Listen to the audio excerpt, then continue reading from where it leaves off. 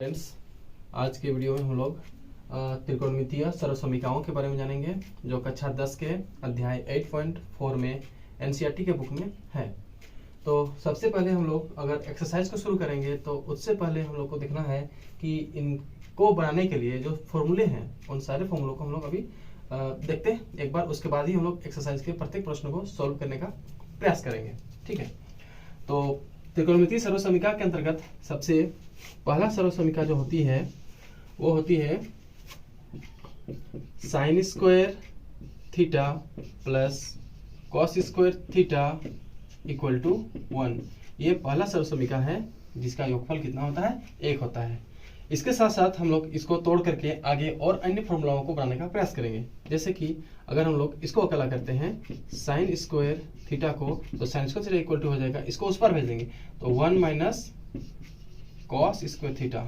उसी तरह करके कॉस स्क्वायर थीटा का फॉर्मूला बन जाएगा 1, इसको उस पर ले जाएंगे तो माइनस साइन स्क्वायर थीटा।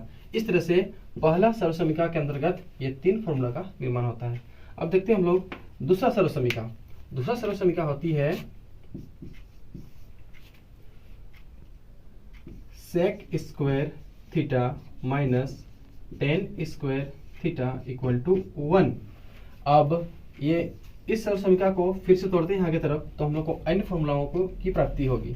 जैसे कि sec square theta equal to हो जाएगा, sec square theta equal to हो जाएगा 1, इस माइनस टेन स्क्वायर थीटा को उस पार ले जाएंगे तो प्लस टेन स्क्वायर थीटा। साथ साथ में टेन स्क्वायर थीटा को अकेला करने पर हम लोग को एक नया फॉर्मूला मिलता है, tan square theta equal to, इसको उस पार भेज देंगे फिर 1 को इस पार लाएंगे तो आ जाएगा मेरे पास formula sec square theta minus 1। इस तरह से दूसरे सर्वसमीकरण में हम लोग को sec square theta minus tan square theta equal to 1 होता है और इसी से हम लोग sec square theta equal to 1 plus tan square theta और tan square theta equal to sec square theta minus 1 formula को प्राप्त करते हैं। अब हम लोग देखते हैं इस सर्वसमीकरण के अंतर्गत तीसरा जो सर्वसमीकरण है हम लोग का, वो है हम लोग का कोसेक और कॉट का कॉम्बिनेशन। तो यहाँ पर आता है मेरे पास cosec square theta minus cot square theta equal to 1। इस सर्वसमीकरण को फिर हम लोग आगे तोड़ेंगे तो हम लोग को एक नया फॉर्मूला मिलेगा। जैसे कि हम लोग निकालेंगे यहाँ से cosec square theta equal to हो जाएगा 1, इसको उस पर ले जाएंगे तो प्लस कॉट स्क्वायर थीटा, यानी कि cosec square theta equal to होता है 1 प्लस कॉट स्क्वायर थीटा।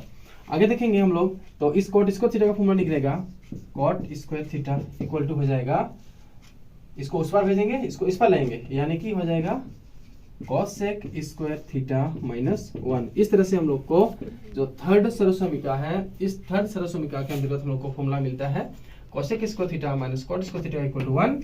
अब इसको अकेला करने पर मिलता है हम लोग को cosec square theta equal to 1 plus cot square theta. साथ साथ में कॉट स्क्वायर थीटा का फॉर्मूला मिलता है हम लोग को कोसेक स्क्वायर थीटा माइनस 1। इस तरह से हम लोग को 3 मूल मेन सर्वसमीकरणों में हम लोग को इस तरह करके 3 फॉर्मूलाएं प्राप्त होती है। अब इन्हीं के थ्रू से हम लोग मैक्सिमम क्वेश्चंस को हम लोग क्या करेंगे, सिद्ध करने की कोशिश करेंगे। इसके अलावा अन्य जो सर्वसमीकरण हैं वो इस तरह के हैं। डी नंबर में हम लोग एक लिखेंगे साइन और उसका विपरीत जिसको हम लोग कोसेक कहते हैं, उसका कॉम्बिनेशन करेंगे तो sine theta into cosec theta equal to 1।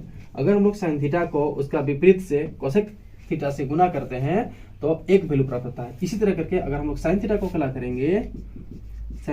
करेंगे तो बन जाएगा 1 बाई, उसको उस पार भेजेंगे तो हो जाएगा कोसेक थीटा, यानी कि sine theta into cosec theta equal to 1 होता है तो साइन थीटा इक्वल टू हो जाएगा 1 बाई कोसेक थीटा।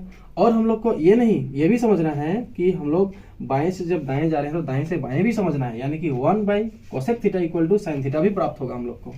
अब देखते हैं कोसेक थीटा इक्वल टू क्या होता है, तो कोसेक थीटा इक्वल टू एक फॉर्मूला बन जाएगा हम लोग को 1 by sine theta, 1 by sine theta का फॉर्मूला प्राप्त होगा हम लोग का।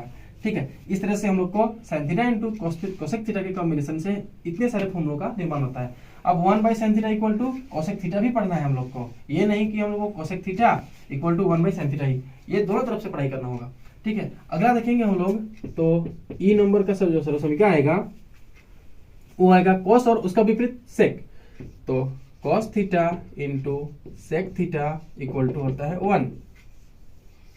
ये मेन फॉर्मूला हो गया। अब इससे हम लोग प्राप्त करेंगे cos थीटा का फॉर्मूला, तो cos थीटा इक्वल टू हो जाएगा 1 by sec theta. cos theta equal to 1 by sec theta. वैसे करके 1 by sec theta equal to cos theta भी पढ़ाई करना है।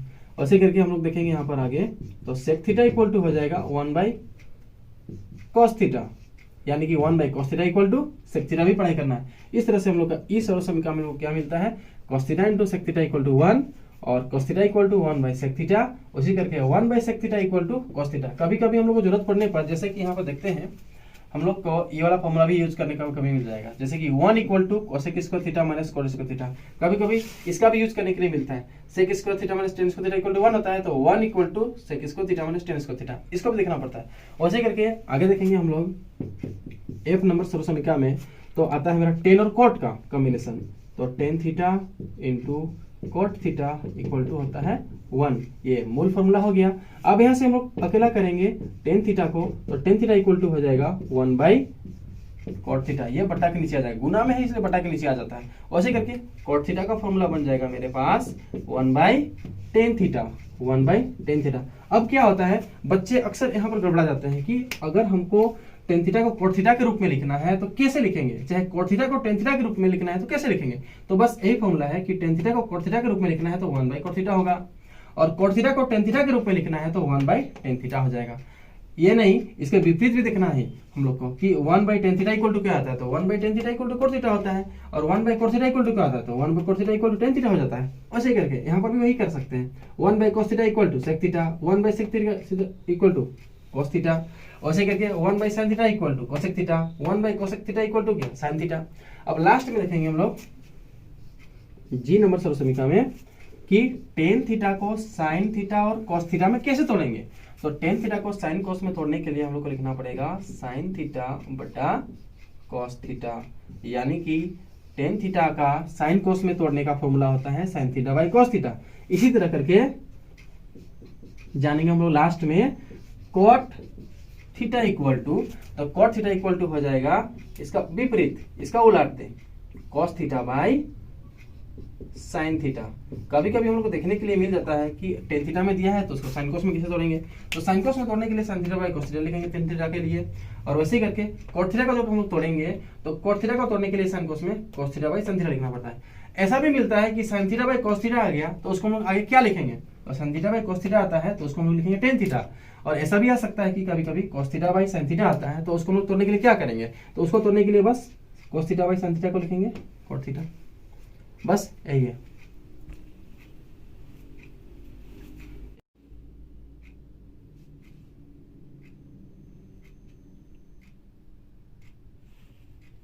फिर आगे बढ़ते हैं।